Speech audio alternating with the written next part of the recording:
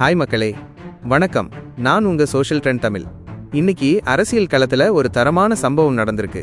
நம்ம அண்ணாமலை அண்ணன் ஒரு சூசகமான அறிவிப்பை வெளியிட்டு ஒரு புதுக்கட்சி கூட்டணியில சேர போறத சூசகமா சொல்லியிருக்காரு. அது யாருன்னு பார்த்தா நம்ம பாட்டாளி மக்கள் கட்சி பாமக தான். இப்போ தமிழ்நாட்டுல குறிப்பா வட மாவட்டங்கள்ல பாமகவோட செல்வாக்கு எவ்வளவு முக்கியம்னு எல்லாருக்கும் தெரியும். அந்த ஓட்டு பேங்கை தங்கள் பக்கம் இழுக்கிறதுக்காகத்தான் டிஎம்கேவும் சரி ஏடிஎம்கேவும் சரி 2 பேரும் பெரிய போட்டியில இருக்காங்க. அவங்க பாமகவை எப்படியாவது தங்கள் கூட்டணிக்குள் கொண்டு வரணும்னு தீவிரமா முயற்சி பண்ணிட்டு வர்றாங்க.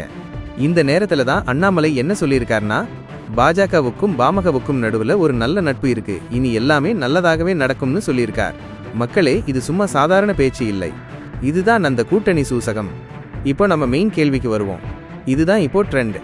2026 தேர்தல் களம்.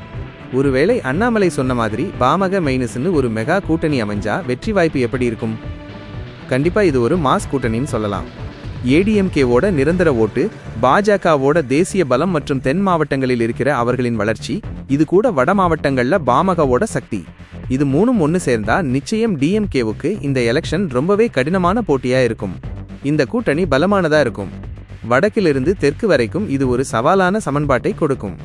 ஆனால் இந்த 3 பெரிய கட்சிகளுக்கும் நடுவுல சீட் பங்கீடுல சண்டை வராம பார்த்துக்க வேண்டியது ரொம்ப முக்கியம். இந்த கூட்டணி கச்சிதமா அமைஞ்சா 2026 தேர்தல் முடிவுகள் வேற லெவல்ல இருக்கும்.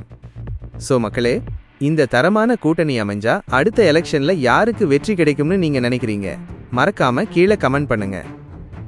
இந்த அப்டேட் உங்களுக்கு பிடிச்சிருந்தா லைக் பண்ணுங்க, ஷேர் பண்ணுங்க. நம்ம சோஷியல் ட்ரெண்ட் தமிழ் சேனலுக்கு மறக்காம சப்ஸ்கிரைப் பண்ணுங்க. இன்னொரு அப்டேட்ல பார்க்கலாம்.